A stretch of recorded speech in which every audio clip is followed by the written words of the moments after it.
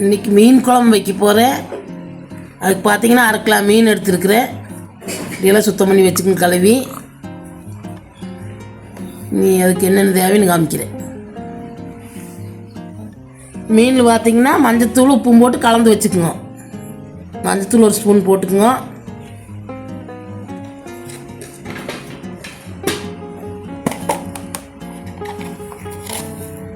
கொஞ்சம் உப்பு போட்டுக்குங்க. எல்லாம் போட்டு நல்லா கலந்து வச்சுக்கலாம். வச்சுட்டு அப்புறம் குழம்பு வச்சுக்கலாம். அது வரைக்கும் ஊறிட்டு கொஞ்ச நேரம் ஊறினதுக்கப்புறம் குழம்பு வச்சுக்கலாம்.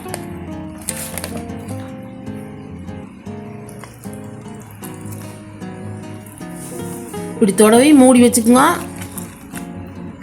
கொஞ்ச நேரம் ஊறிட்டு இந்த மீன் குழம்புக்கு தேவையானது பார்த்தீங்கன்னா சின்ன வெங்காயம் ஒரு 200 கிராம் எடுத்து தொளிச்சு இப்படி அரைச்சி வச்சுக்கோங்க பேஸ்ட்டாக. 3 தக்காளி எடுத்து பேஸ்ட்டாக அரைச்சி வச்சுக்கோங்க. புளி எலுமிச்சியா சைஸ் எடுத்து இப்படி கரைச்சி வச்சுக்கோங்க. ஊற வச்சு கரைச்சி வச்சுக்கோங்க. ஒரு 10 பல் பூண்டு, கொஞ்சம் கருவேப்பிலை, கொஞ்சம் கொத்தமல்லி தழை,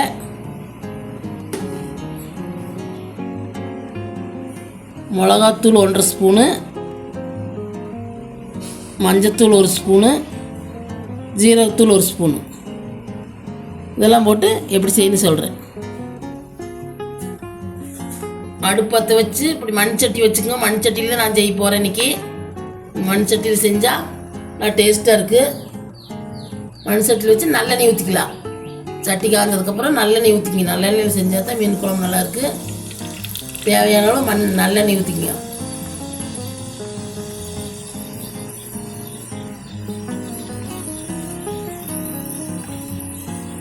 எண்ணெய் காய்ட்டு கடுகு வெந்தயம் சேர்த்துக்கலாம்.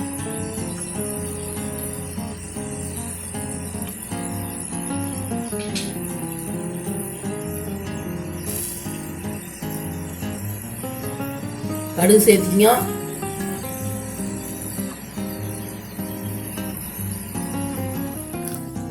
கடுகு சேர்த்துட்டு வெந்தயத்தையும் சேர்த்துக்கலாம். அப்படி 5-6 வெந்தயம் சேர்த்துக்கிங்க. நம்ம சேர்த்துக்கூடாது. கடுகு பொரிட்டு கடுகு வெந்தயமும்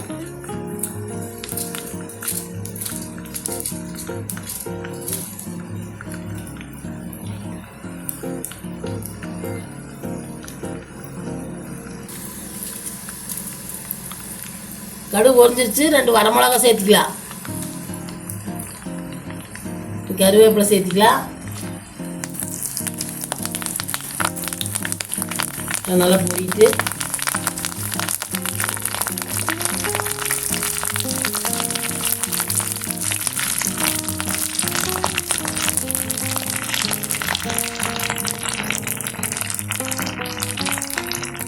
அரைச்சி வச்சு வெங்காயத்தை சேர்த்துக்கலாம்.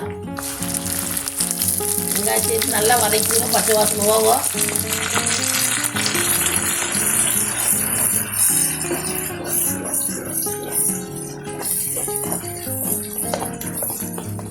பார்த்தீங்கன்னா வெங்காயம் இந்த அளவுக்கு வதங்கிருச்சு. பூண்டு சேர்த்துக்கலாம். கொஞ்சம் இப்படி தட்டி சேர்த்துக்கணும். பூண்டு அப்படியே முழு பூண்டை வேண்டாம். கொஞ்சம் அடிக்கல் போட்டு தட்டிக்குங்க. கொஞ்சம் இது பச்சை வாசனை வதங்கிட்டு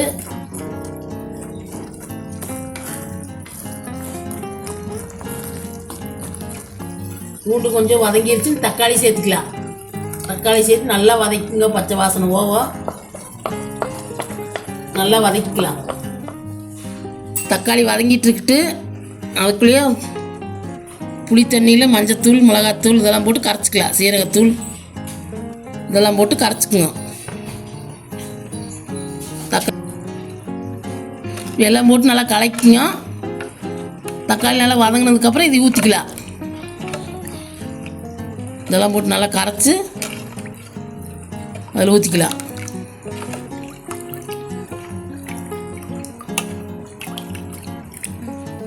தக்காளி இந்த அளவுக்கு வதங்கிருச்சு. நீ புளி தண்ணி சேர்த்துக்கலாம்.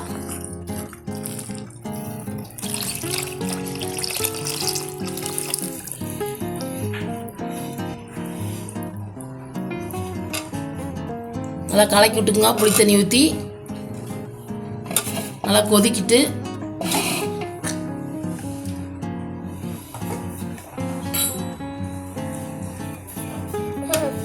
தேவையான அளவு உப்பு சேர்த்திக்கலாம்.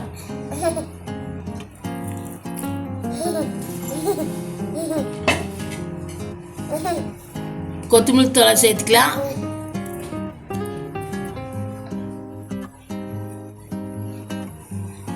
கொஞ்சம் கருவேப்பிலையும் சேர்த்திக்கங்க.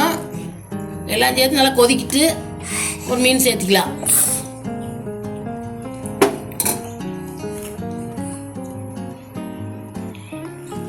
இந்த அளவுக்கு எண்ணெய் பிரிஞ்சு வந்துருச்சு. நீ மீனை சேர்த்துக்கலாம்.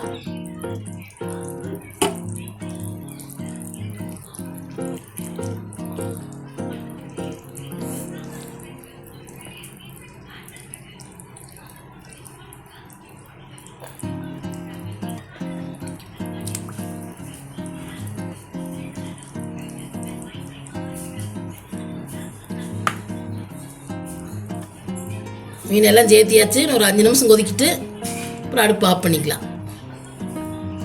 மீனை போட்டு இந்த அளவுக்கு கொதிச்சா கருவேப்பிலை தலையும் கொத்தமல்லி தலையும் தூவிக்குங்க. நீ அடுப்பு ஆஃப் பண்ணிக்கலாம். மீன் குழம்பு ரெடி.